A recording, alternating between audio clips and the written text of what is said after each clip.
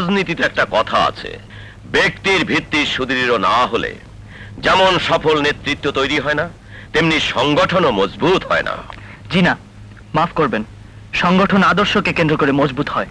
College কেন্দ্রিক সংগঠন জাতীয় পর্যায়ে কোনো অবদান রাখতে পারে না, এজন্য চাই একটি রাজনৈতিক সংগঠন।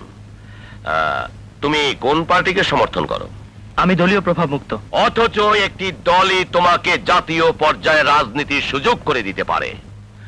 আমি তোমাকে সেই অফারই দিচ্ছি। জি। আমার ছাত্র সংগঠনের নেতৃত্ব আমি তোমার হাতে দিতে চাই। এজন্য মাসে মাসে তোমাকে কত টাকা দিতে হবে? মিস্টার চৌধুরী, আপনি মনে হয় ভুল পাত্রে দর কষাকষি করছেন। আমি বিক্রি হবার মতো পণ্য নই। ভুল চিন্তা করছো অনেক। আমি তোমাকে কিনতে চাইছি না, আমি তোমাকে আমার আদর্শের সহযোগী শক্তি হিসেবে চাইছি। আদর্শ